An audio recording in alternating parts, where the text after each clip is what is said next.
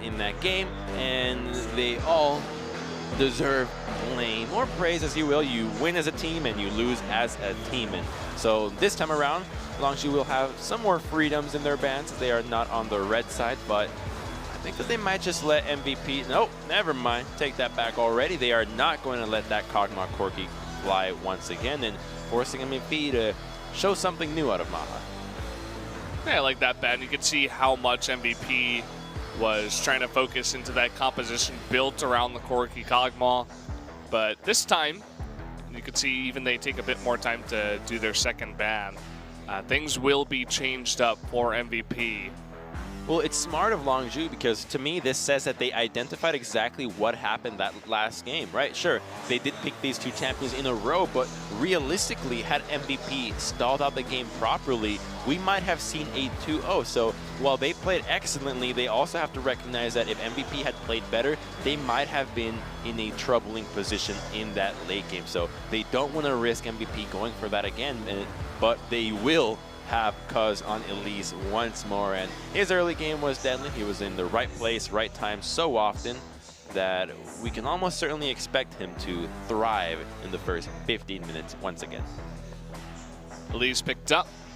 Cuz looking to put on that pressure. Max thinking about perhaps a Zyra pick here, and I don't know what to think anymore as a bunch of different picks flashed before my eyes before they decide to pick up the Corki. Ian will have his third game on Corki.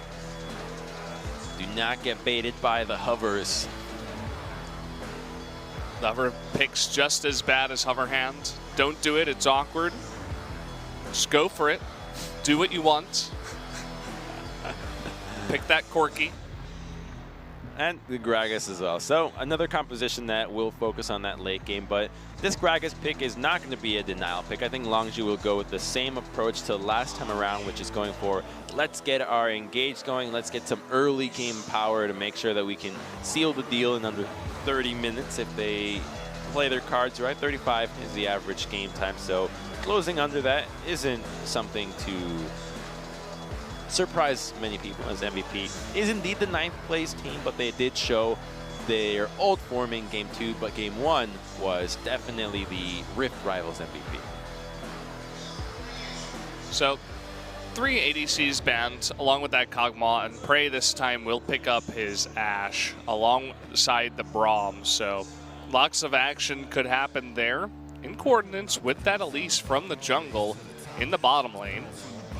This is a nasty 3-man setup from Longzhu already. They have enough utility between these 3 members that the last 2, the solo lanes from Longzhu, can pretty much pick whatever they want, and that means that you have a wealth of champions to go against Corki. You can go with your blind Jace again, as it would have great synergy with Braum and Elise again. You know, the auto attackers all have great synergy with Braum, as opposed to going with champions that have a harder time, such as the Rumble, that for him to get procs on Winter's Bite is unrealistic, and therefore now the Lucian also gets targeted, as it would have also had great synergy with what Longzhu have so far.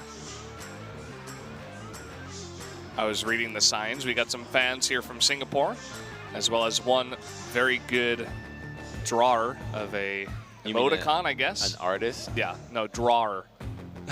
That means like something stuff you else. put things in. No, yes, the artist of the emoticon was pretty cool. Emoticons aren't art.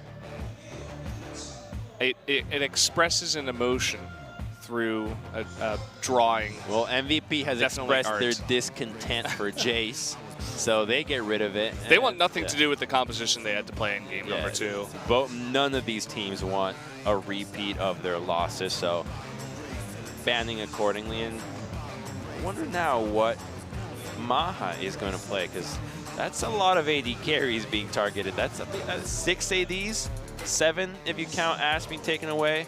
You've got Sivir as Tristan. Oh, how could I forget Tristana? Damn it. Picked up right away. Interestingly enough, they want to give ADD the counter pick up in the top lane. Can't really blame him for it. And even though she's up against a lot of CC, you're actually capable of jumping out of your enchanted crystal arrow when the stun hits. Same with the cocoon, and only Winter Spike can seriously stop Tristana's jump, so it's a great pick to avoid a lot of the crowd control and lockdown that Longzhu has to offer. However, BDD is going to get his hands on that Talia, which was banned in Game 2, and oddly enough is also his most played champion, which we have seen him do so well on, and it helps the side lanes, and that's exactly what you want when you're thinking about a Jax. And it's going to be the Jax. Will we be fooled by the hover? No. It's, you can tell. You can just know these things. See, there you go. There it is. You definitely know them after they happen. So we're going to have our second Jax of LCK Summer. But this is a gorgeous Jax composition. You've got great wave clear, everybody to help him out for lockdown, then Talia to add to the split push pressure. Even Renekton is not going to be able to withstand a 1v2 when you have Talia Weavers walling into the lane. Hell, we might even see Prey shoot out an arrow to the top lane that might allow Khan to rack himself up a kill. He is going to be up against Renekton, which is a difficult matchup early on for Jackson. Even in the mid game with the new item changes for Renekton, he might still have an edge onto this. And then I kind of hope that Khan goes for a different item path here where you stack a lot of armor, similar to what we saw Huni do against Rumble, get past the early stages, and then late game you have your good itemization to fight back. I mean, that's always the case with Jax. You just want to survive for as long as possible, get to the ridiculous late game stage of the Jax where you can go in and, even when you're miles behind, get a triple kill, as ADD did. Was ADD, right? On the first Jax? Yes. So, throwing that pick right back in their face. It was Khan who did the Mordekaiser, though. So, yes, he did. You know, both of these top laners are the two guys who love to throw in the off-meta picks. At this point, their meta is off meta. Their off meta is meta? Yeah. Yeah, there you go. Well, there are the compositions. We do actually have the Jax in the game. And taking a look over here. So I just looked at the screen closely. In that Renekton skin, his shield actually says MVP. Really? Yeah. At least in the splash art. So it's almost as if he won Worlds already. He's got his own skin. How is that fair? Maybe they named the team after Renekton's shield. What came first, the shield or the MVP? MVP. But not this MVP. Actually, maybe this MVP. MVP. Yeah. Well, Crumbs, he's solved it. Of course, we're just hopping into our blind pick so we can jump into this game without any lag. You gotta get warmed up. That's what it is. We're warming up the engine to run League of Legends. We need that 4K processor. We need all the graphics cards that are currently sold out in the world to run it. Beyond never really looks content. You know what I mean? Always looks a little bit nervous. Like something wrong is going to happen. You don't get that feel? I don't know him, so I don't know what his emotions look like. Well, you can tell a lot by, you know, the way a person looks. I mean, the facial expressions. I should... You've seen him more than I do, so I'll take your word for it. I suppose so. I wouldn't call myself an expert of reading human emotions. Just the way I feel, perhaps. That must bring out trouble in the relationship. Well, Ian seems to have some further problems. There's trouble on the Rift. Get the Rift police out. See what's going on. It's the ping, criminal ping over here. Well, what was it before? In-game overping. Yeah, in-game overping. So not sure what the delay is, but rest assured, League of Legends will return and order will be restored. Eventually. I mean, we're going a bit over time here in Korea for the first match. Hasn't even started and it's already 7:40. But if there are issues, of course, we do have to fix them before we get into the games. Can't have an unfair playing field. Just curious what the issue is because, I mean, we just hopped out of our regular tournament game. And then, for some reason, as he was hopping out, an issue appeared, which generally doesn't happen. Generally, the issue happens in the game. Generally, there are no problems, but this problem happened. Yeah. Well, Getting the sick angle here. we got some Jax again, some Talia. So finally, Longzhu, you get to put some of your most mechanically proficient players on champions that can truly benefit from that. And I'm going to have such a close eye on Khan this game as to how he uses his Counter-Strike, how he chooses to fight, if he chooses to team fight at all. And going back to Rift Rivals, Huni was actually maxing Counter-Strike second in his Jax games, which is a fine skill order in certain matchups, right? It helps you mitigate a lot of the AoE damage. You can be dodging more often, but it also makes you much more vulnerable to getting ganked right away if you are squishy enough to get killed in the time that before your leap strike comes back out or before your counter strike is up. So it's an interesting path, and I can respect it for sure, and I think it'll make a difference against Renekton if he goes for that skill order as opposed to going for the leap strike in the second. Well, we'll definitely be looking for some other style of play than from what we saw out of ADD, who was trying to just hop into fights, get really frisky with that Jax pick, trying to join team fights early on. Oh, don't even talk to me about ADD's Jax. Did you already forget? Did you already push it out of your mind? It was good at, it was okay. It was average at Rift Rivals, but when it was debuted here, it made you wonder why in the first place. But then again, so many of the choices that happened that day were also leaving us with that same taste. And now maybe Longzhu can take a page out of the mistakes that so many teams have done with Jax and improve on their own gameplay and show us how Jax is meant to be played. The composition is perfect for Jax. It really could not be a better Jax comp, period. So he's set to succeed. And if they stick to the game plan of helping Khan out, I think we can see a lot of thumping on towers. Looking for that thumping indeed, and the game is loading up, guys, and all the headsets are on the heads of the players, so we should... Why is that The funny? headsets are on the heads. Headsets are on the heads. They are prepared. They are ready to go. Although, as I say that, a pause immediately in the game. I jinxed it, guys, sorry. I just gotta keep my mouth shut as we jump in the game. I'm just not even gonna say anything. Talk about philosophy again or something. It's anything but the game. Max doesn't look too happy.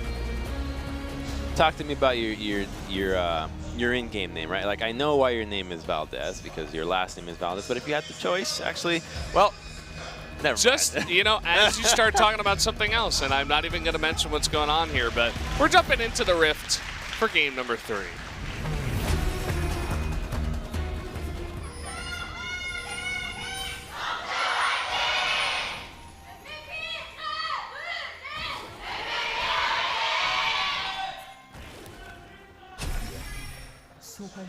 Didn't hear that guy. I think he said pizza fighting. It sounded like that, but I don't think that's actually what he said. Ooh, ADD in position. Good job by him, just spreading out. Was MVP. They do scout Longzhu coming in. Same level 1. They go for a tri-brush invade as 5 members, splitting the map open. They have the Braum. Yeah, so. same with the jungle. You are not going to fight this composition early on. You can forget about it. You have Jax as well, which is a beast early on. Exactly. So, just going to trade some vision. You can see that MVP got 3 wards down in their side as well. I'm so curious for how this Renekton Jax matchup is going to go, because if minion waves aren't used properly, Jax can... Oh, he started slice and dice. Whoa, whoa, whoa. Okay. That is strange choice. Okay. Khan and BDD are coming in here. They want to take some Raptors. There's no start on the side here of Beyond. He's actually at the blue buff, and so we will have a collapse. Lots of Raptors picked up. 3 for BDD, 1 for Khan. Oh, he's gonna slice and dice out of here. Make it back. Hey, there you go. Slice and dice. This guy's foresight is unbelievable. He knew that was going to happen, of course. What a god. But speaking on that matchup, Jackson actually do this early on because of Fervor. He itemized, he goes Fervor, and he gets way more stacks. So not sure why he went with the slice. Like maybe he skilled it in the level 1. And I don't think he was in danger, so there was no need for him to do that. But he's basically conceded the lane. What an awkward spot for him now. I mean, TP already. And Cuz is making his way up too. And you have to know that that Elise is going to be looking for some sort of pressure up towards the top side. At least the wave is at his tower, so he's going to be in no danger of getting ganked from behind. Or Dove, since he now has Cold and Meek skilled, but just such a... not even sure what to call it. Just terrible, bad. Just give me the adjectives, because that is not how you want to start this matchup. Loathsome. Something you hate so much. A despicable choice. You can see the question mark ping comes down from Cuz as they look to perhaps find Beyond up in the top side, as they knew that he did start that blue. It's finding Beyond, but also protecting the Jax. He's overextended, and Renekton's great at setting him up. And when you have Gragas, who packs enough CC, gap distance, and damage to kill a Jax at this stage in the game, then Elise has to be there to respond to any danger that Khan might be in. Or alternatively, if ADD oversteps or trades poorly, you can always go for a dive. So just monitoring the area that you want to be focusing on is something that Cuz was doing last time around, and he's doing so again, and he's paying another visit to the top side of the map, and this time the wave is pushing back, so ADD might be in danger, and he doesn't have teleport if he is to die here, but the wave's already pushed long enough. Okay, coming in from behind Cuz, he's actually waiting for ADD to check this brush. I think they want to set up the freeze. Oh, that's so greedy. He faked the ward. Oh, that's so mad. ADD is going to get stunned here. Will he go for that cocoon? Khan is getting pretty low. He's fighting in all those minions, and there's the cocoon coming down. This time it's Cuz fighting in all the minions. Will repel on in. ADD forced to flash away because he wants that. The Q coming in the last auto, but it's not enough. ADD will get away with his life. That potion just ticks to keep him alive, and now Khan gets to teleport back into the lane. He wasn't able to commit to that one. The minion wave was too big and took too much damage to lock down ADD in that spot, but I believe the wave is now going to freeze in Khan's favor. Oh, yep, that's definitely going to freeze for a little bit, and that might give Khan a level advantage, which if he hits 6 before ADD, this lane could get ugly for Renekton. Yeah, he's going to be in an awesome spot. Went back, bought cloth armor and a Doran's Blade. And that's Ninja Tabi's first item. Make things pretty easy for him against that Renekton. Has a nice bit of trading with the Doran's Blade too, and ADD having his lane froze just a bit. Khan not scared to take that trade. Yeah, ADD once again opted to save his Trinket Ward, not having control of River, but gets stunned in, and Renekton still continues to trade well, but Jax has potions ticking. He's got control of the minion wave, and he's going to be able to hit level 6 before Renekton. If Elise can stay long enough, and then if this trading continues the way that it's going now, we might just see Renekton getting dove. He has to counter the ward in his try, but it looks like BDD is also going topside. Oh, this could get ugly for ADD. I mean, we already had some pings come down, but he's only going to back from now. Oh, and he turns around. He's got Beyond nearby, and it looks like BDD just not going to commit. Just going to stay 2v2 up in the top side, but of course BDD can always get there faster. Will push in the wave pretty nicely as well. They need the wave in their favor, but MVP showed signs of reading the play and being prepared for it, so Longzhu just back off wisely, not willing to force a situation that could turn into a disaster.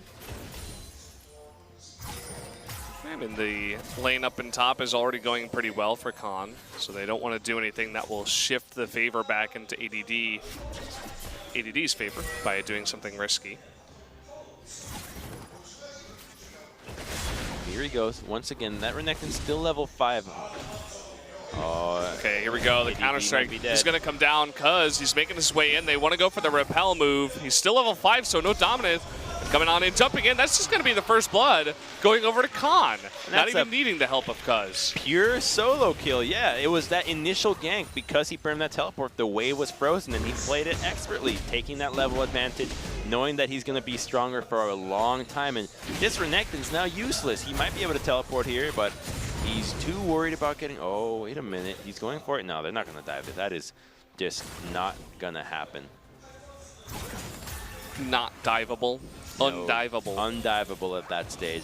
Because you don't know how close he is to level 6 either, right? So if he chooses to slice and dice, kill some minions, and then hit 6 under the turret for you, you are in a world of trouble, and you throw away everything that you have built so far. But now Renekton is in a position where he's going to have to be considering what items to go for. He should still go for damage, but now that Jax is ahead, he can also just go for damage instead of thinking about some serious tanking itemization. Nothing more besides heavy, but an engagement bottom lane. Okay, level 6 is hit here by Max, and quickness is burned. I think they just wanted to use that level 6 spike, but it didn't quite work out. No kills. They do get a heal, and that primes them for another engage on the second rotation of Max's ultimate. It also lets them base, so it's a good timing to go for that engage, really. Yeah, they're going to keep Maha down there, just farming it up. Whereas now Prey and Gorilla are 6, so if they want to make some fireworks fly down there in the bottom lane, they certainly can. And they have to, because at this point, you are not even going to throw a lifesaver for ADD. This is a Dunzo lane. It's only going to get worse from here on out, and you can bank on Tristana. You have advantages there.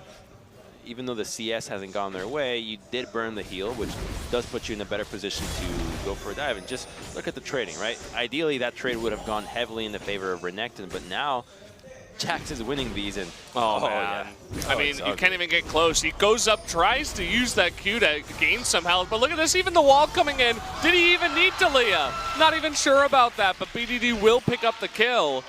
And that's 2-0 now for Longzhu. Oh, ADD. Why did you start E? Just gotta I make love his weaving name poetry now. in there, you know? Rhyme, rhythm. Yeah. Yeah. Alliteration. Yeah, this Renekton is done. We're gonna look at it from the perspective of BDD. Actually, he saw him on a ward and continues. Even the observer's like, "Whoa, this guy." Oh, ADD. He doesn't have ult. Okay. Whoa, wait a minute. I think he's beyond fighting. Okay, Beyond is coming on up, and Khan this time maybe going a little bit too deep. Beyond, can he actually get the kill? Looks like it. One last bonk on the head. Meanwhile, in the bottom lane, they actually take out Max 3v2 here as Cuz, you know, letting Khan just do his thing up in top lane, looking to help out some of the other lanes. It is all going wrong for MVP now. Just barely capable of taking a kill. Now there's also an Infernal, which again is a massive objective to this stacking, or heavy carry lineup on the side of Longzhu. Right, looking at 1v1 here. Maha just going to jump away. But that Infernal Drake is picked up. BDD just easily rotates over. And a really nice starting Drake here for this Longzhu lineup. And this is what I love to see from Khan. Using the teleport on Jax to get back to the lane. We're going to take another look at the fight on bottom. Just so easy. 2 ultimates, Cocoon, no chance of survival. Easy as 1, 2, 3. 3 knockups. Or CCs, rather. Using your teleport as a split pusher to get yourself ahead. If you're a tank, your job is to work with the team. That's great, but you can't take the tank mentality to being a split pusher. It's almost always more beneficial to the team for you to get yourself ahead, because the team has already entrusted you to offer split push value with the pick, and it's your responsibility to make the most out of that situation by getting yourself ahead, as opposed to being like, oh, I'm helping with the dive. Nah, help yourself. I think after this game, we're going to see a lot of solo queue Jaxes, because they're not really going to understand how Khan got to this situation. They're just going to be like, look at how much damage it does to the Renekton. And Renekton's such a popular pick nowadays that it does look pretty ridiculous up in the top lane when Khan, this far ahead, is just able to bonk him on the head a couple of times, and all of a sudden the Renekton basically doesn't exist. He started E. That's all you need to. It makes sense from our eyes. I'm just saying there's going to be like a ton more Jaxes in my games. You still in bronze? Yeah, well.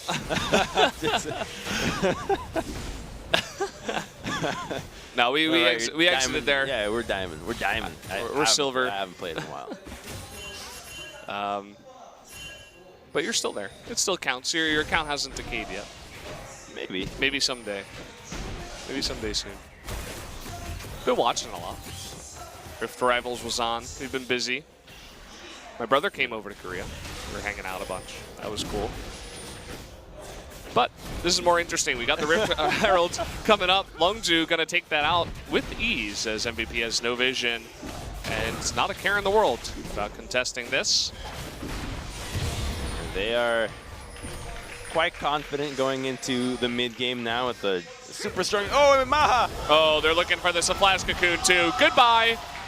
Maha, don't get greedy on the ward. This is not what your team needs right now. And the ice wall is there. Where are the White Walkers? It's Maha now that he has died. He had no vision, the control ward. It's one of my favorite changes, actually. Having the control wards deny vision. That's such a cool element that you often forget in the gameplay of vision, where it's like, okay, I see the ward, but I don't know if there's anybody there. And most of the time there isn't, but the times that there are, you can pay dearly. Yeah, especially when you're playing Tristana and you think, oh, I could just jump away. Just to hop away to safety, I should be fine, but that's not the case when you get flashed upon like that. You get glacial fissure to the dome. MVP just looking to get something on one side of the map, but Longzhu is well aware that this is MVP's game plan, and as long as they continue to just have Jax against Renekton and dive him over and over, he's looking like Huni in SKT KT Game 1, where they just relentlessly were diving at Kennen. And a big part of that was the vulnerability of that squishy pick like Kennen, but Renekton is so far behind now that they can probably do that in other matches. We have a 2v2 on mid, so they're able to get that tier 1, but it looks like Longzhu used the Herald to get another turret for themselves, which is of a higher value. Yeah, feeling good right now. About 2,000 gold ahead. ADD is not feeling good right now. Death in T-minus 10 seconds. 9, 8, 7, 6 to Counter-Strike. 4, 3, 2, 1, and down he goes. Goodbye, ADD. Poor guy. 0-3-3 on the croc. Not rocking tonight. Yeah, the second he saw the mid, he knew that they were coming to the bottom lane, but he just did not want to abandon that side. They really want to hold this turret. Not sure if it's going to work out. Quickness comes in. Gorilla even forced to flash away to survive. Here comes BDD, though, looking for that knockup. Double flash, though, out of MVP. They're just on the run. They don't want to lose any of their members, but Repel comes in and caught from the right side. Goodbye, Ian. Hit him with the lamppost, and that's a 3-1-2 Jax now. I got a feeling that Longzhu is just running away with this one, and I don't see how MVP is going to be coming back. Their play has not been indicative of them knowing how to salvage the situation, and frankly, by the way that Longzhu is playing, it's near unsalvageable. I mean, Khan is looking to hit that Trinity Force soon, and I mean, do have the Corki doing a bit of damage, but it's going to take too long for him to get rolling. Gorilla just trying to hold the tower as long as possible, but see the lack of communication there. They're not on the same page. They try to go on to Gorilla at the same time, but the tanking of the turret was elsewhere. And while the Cocoon is not able to hit from the heal from Maha.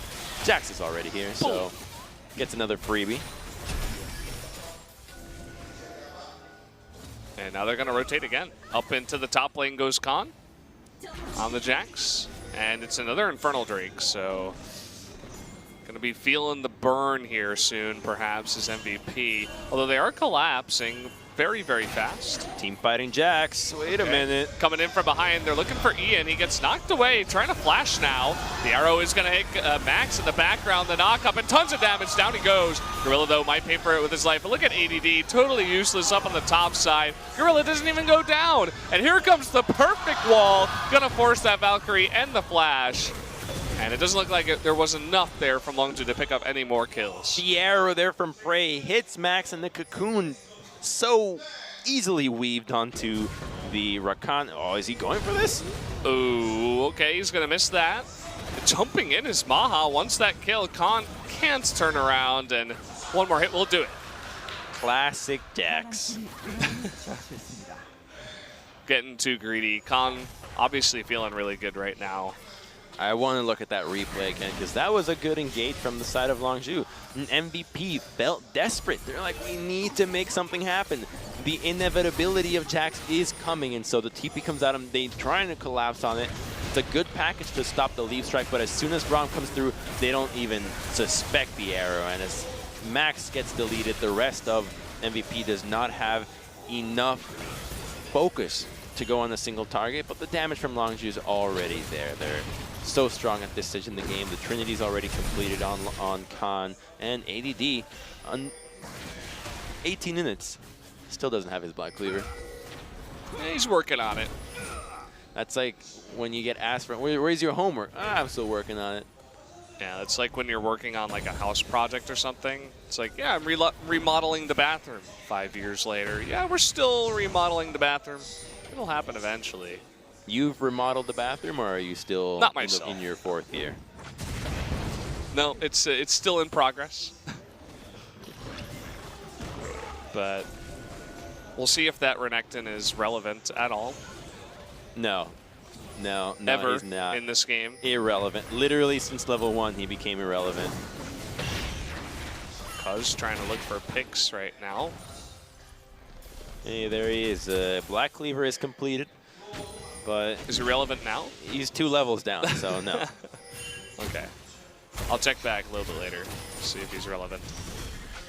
This is the right lane assignment for Longzhu, going for a 1-3-1. Talia in the mid lane. So many times we'd see the dual lane go to the mid, and AP carries on the side, but this is like having your Twisted Fate. You need to have her cover both sides if any danger is to occur or if any plays are available. So her in mid is the optimal choice when playing this champion, and now you have Elise rotating topside because they can just leave Khan alone. Looking for that vision beyond, just trying to push them out of the jungle as well as he possibly can. But the name of the game right now is just try to hold on. They are only about 3,000 gold behind, but this Jax definitely is very scary. The Talia 2-0-3. Looking for that Leandries. Getting very, very close. It's a good move there from Khan, forcing out the Dominus. Now he's going to be primed to go for a solo dive, or even easier than that, have BDD or anybody else help him out. Looking to try to send 5 into mid lane on the defense, as the lanes aren't crashing at the same time for Longzhu. Longzhu can once again consider a 20-minute Baron if they want to. Jax can help in that regard, and they have spent some time in the top side, and with the control wards that are being amassed on their side, it's definitely a possibility, but a risk if not done properly. They're already in a position where they know they can win with just Jax scaling, as Renekton is nowhere near being useful in this game. He's just going to be a stun that, if ever, is it even going to amount to anything, as the rest of MVP have to be in a position to capitalize. So for now, Longzhu can feel safe at the pace that the game is currently in. Do you have that Leanders finished now for our girl Talia? BDD Feeling pretty good about that. And perhaps Dead Man's Plate up next for this Elise. Did not finish the Leanders, just has the Haunting Guys finished here.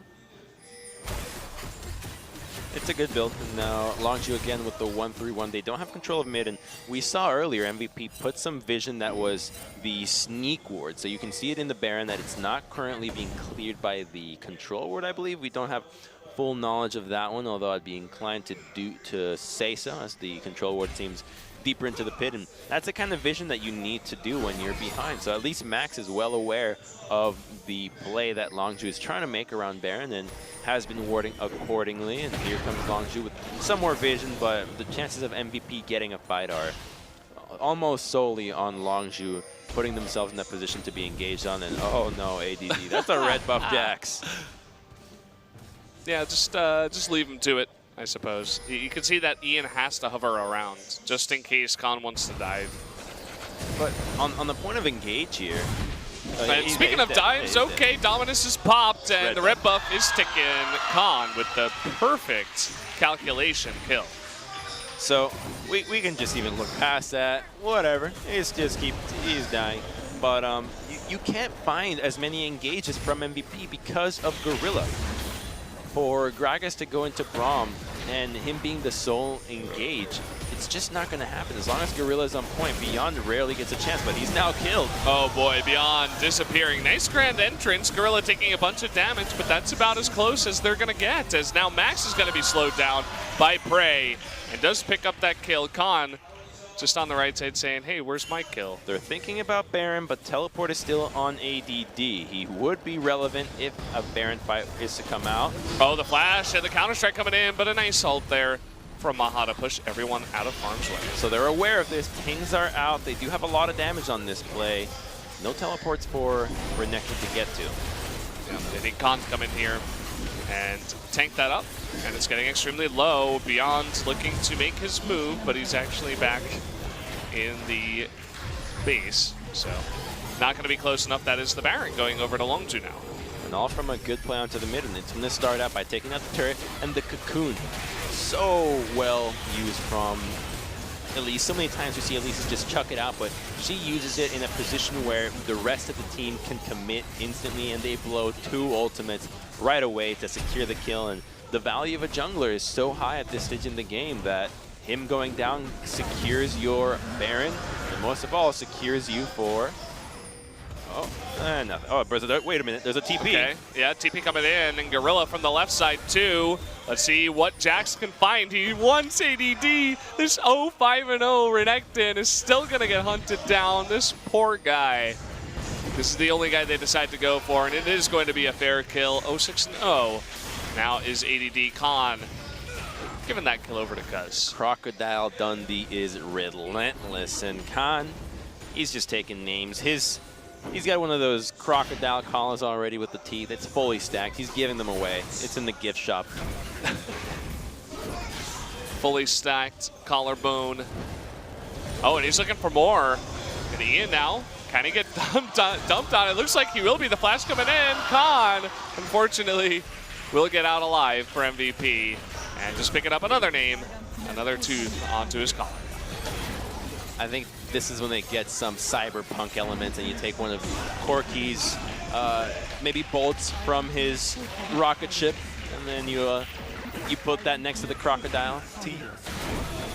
This is getting to be a ridiculous game now. I mean, it is over. Khan is looking to just fight person after person. Who wants to duel the Jax? Doesn't look like anyone.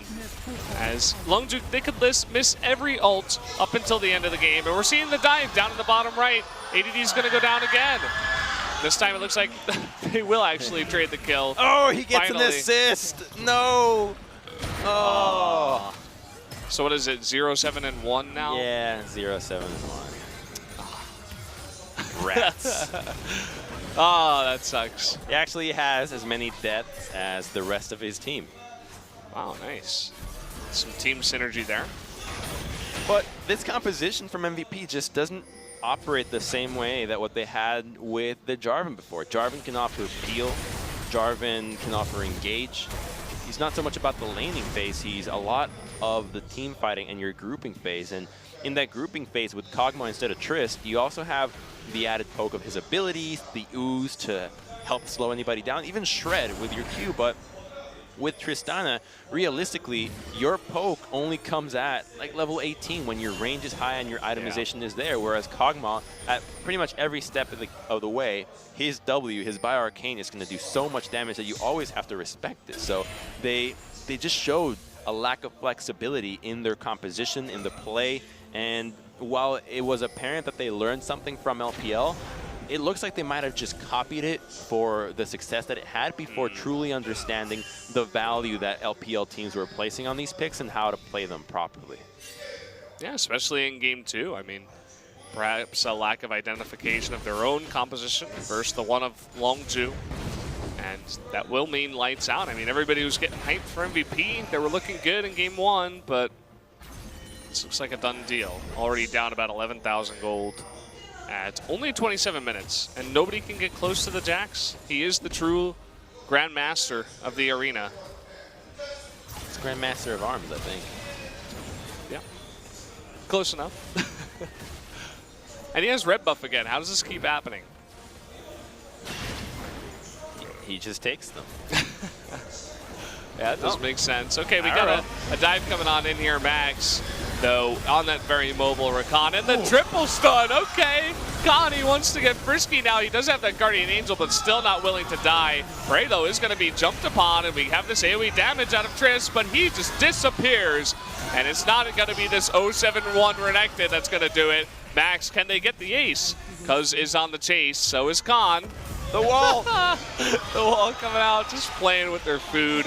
And that's going to be game number 3. Going over to Longzhu with the Jax up in the top lane. It was so close on that fight for everybody from Longzhu, even both sides. It's like, should we go in? Do we need to go in? It's kind of our last stand, but in under 30 minutes, Longzhu showing MVP who's boss, and we can almost forget about game 1 at this point. The composition was maybe not to the style of BDD and Khan playing that Galio Gragas mix, and this time around going with a lot more carries. Longzhu finds more inspiration. They clean out MVP in impressive fashion, and I think we might get to see the evolution of Longzhu and truly going with these kinds of comps for the rest of the season, similar to what KT did in the first half of this year. However, we know what a team that knows how to stall can defend against these cough SKT.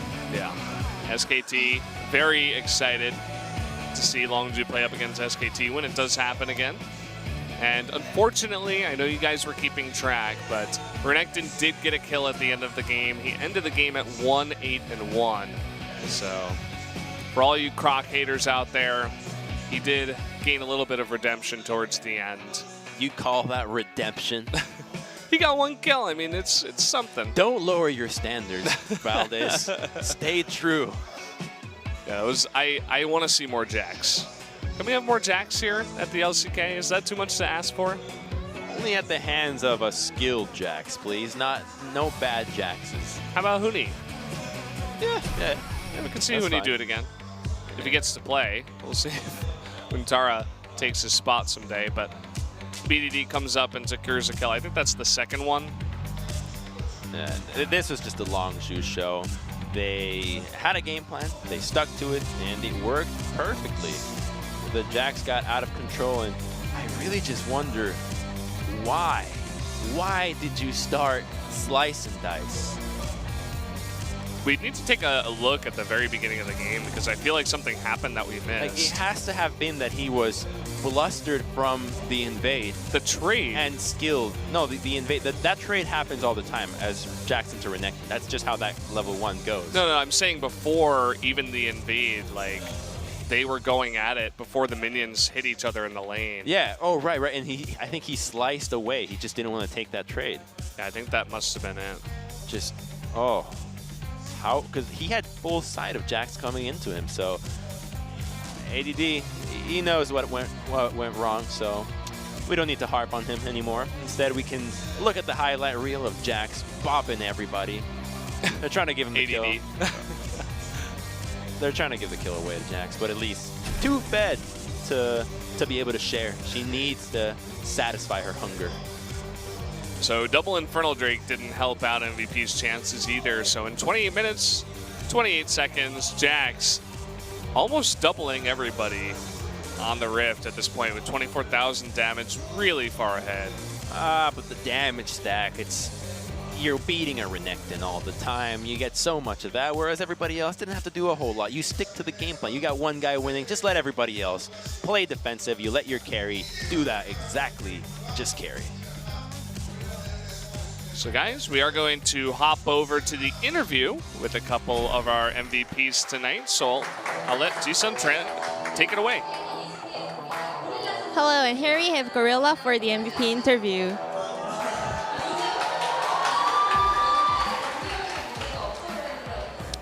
So you said you're having a little bit of sick, but you seem to perform really well. How'd you feel?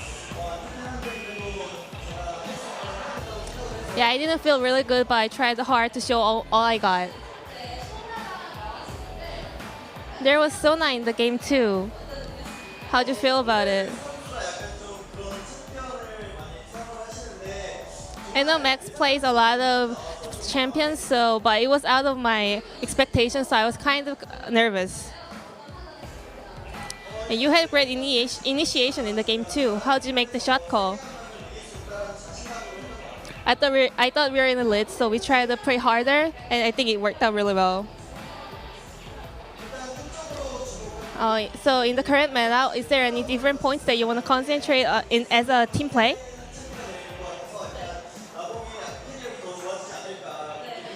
Well, we're having expectations about more carries in the top lane. Then who would you like to pick as MVP for the game 3? Let's check out the VCR.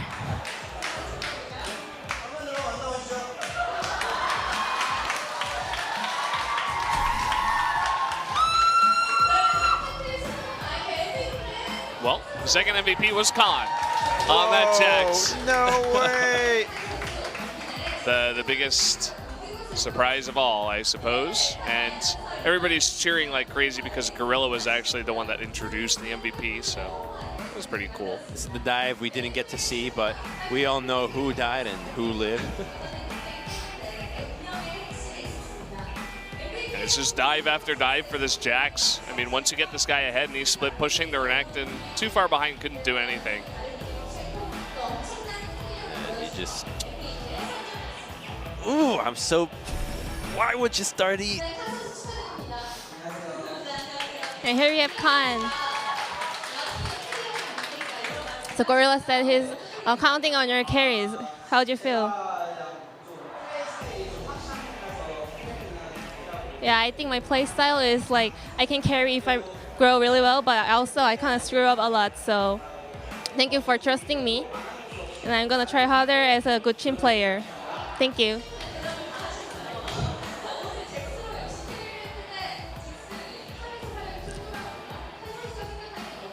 So what do you think about the good points about Jax in current meta?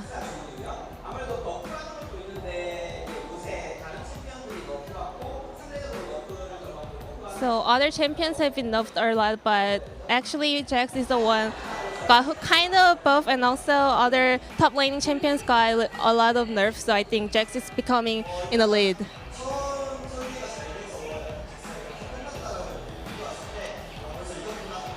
The moment that Jax got first kill, I thought we won the whole game. So we try to calm Khan a little bit and chill down and have a patient game. And you never lost with Jace. Is there any special tips about playing it? I think I'm just playing good in the laning phase, and that's how I win. I think he's really confident, and I think he should keep on his stance for a long time. So Gorilla is a little bit sick right now. Is there anything you want to say to him?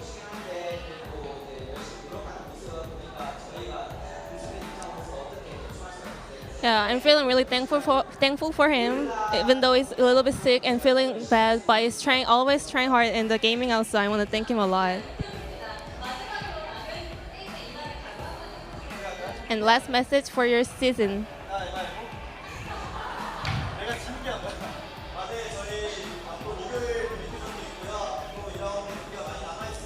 So we have a lot of matches coming for the second split. So thank you for your cheers and support, and we work hard and do our best. Thank you. And this was the end of the interview. Well, thank you very much, Jisung, for the translation. And that's going to do it. Longzhu, they had a shaky start up against MVP, but they do take the victory. And that puts them at 8-3. Only one loss behind Samsung Galaxy, which plays later today in a couple of minutes against Ever 8. And then 2 away from SK Telecom. So they're shooting for the top. And with the way they played and the style that they're finding with the top lane carries now that Jax, Jace, and Gnar are so good in the hands of Khan, we might just see Longzhu and Khan specifically pop off even more. I'm looking forward to it.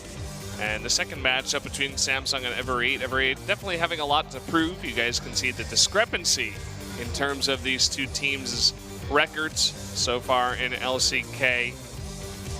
And we had a bit of a longer one here to start off the night between these two teams, Longzhu and MVP. But I would assume you're feeling the Samsung victory after the break? Well, they haven't lost in this arena yet.